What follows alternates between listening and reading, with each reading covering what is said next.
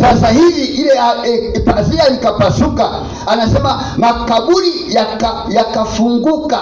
Makaburi kule Yerusalemu sio kwamba ni hadithi, yalifunguka.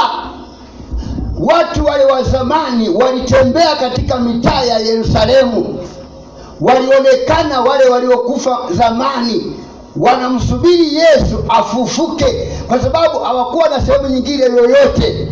Haleluya, jina la Bwana libarikiwe.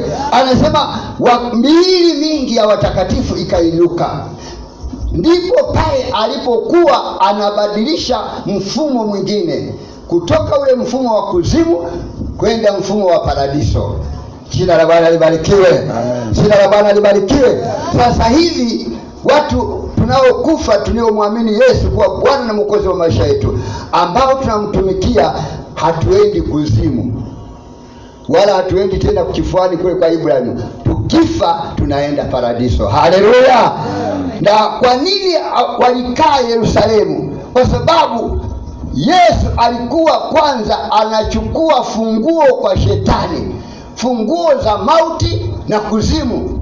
Alipochukua funguo, alipofufuka siku ya tatu, ndipo sasa akawapeleka katika mji mtakatifu ambao unaitwa paradiso. Haleluya, jina la Bwana libarikiwe.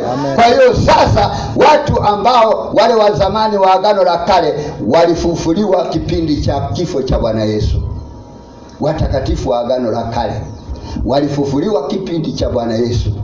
Sisi tuliobaki kwenye kipindi hiki cha neema, sema neema, tuna sisi watakatifu wa kipindi cha neema, hao ndio tunasubiri kanisa linyakuliwe. Lakini hatutawaacha wale waliotangulia. Anasema watafufuka kwanza, alafu sisi pamoja na wale tutanyakuliwa pamoja, alafu tutamlaki Bwana hewani. Haleluya. Watabaki watakatifu wa aina moja ambao ni wa dhiki kuu. Jina la Bwana libarikiwe. Wapo watakatifu wa dhiki kuu ambao kanisa likinyakuliwa, wao nao pia wataokolewa kwenye dhiki kuu. Lakini usipende kuingia kwenye dhiki kuu. Jina la Bwana libarikiwe. Dhiki kuu ina shida.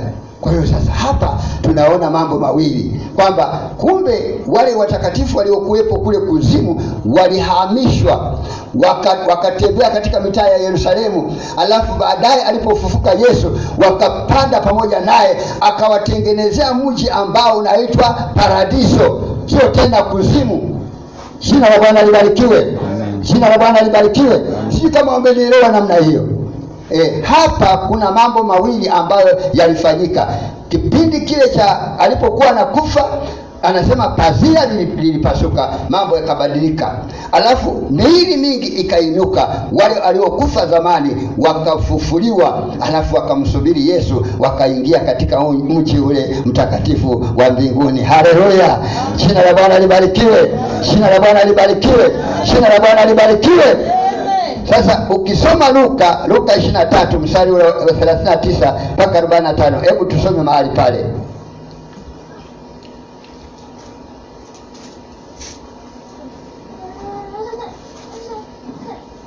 Hebu tusome mahali pale Luka 23 mstari wa 39 mpaka ule wa 43.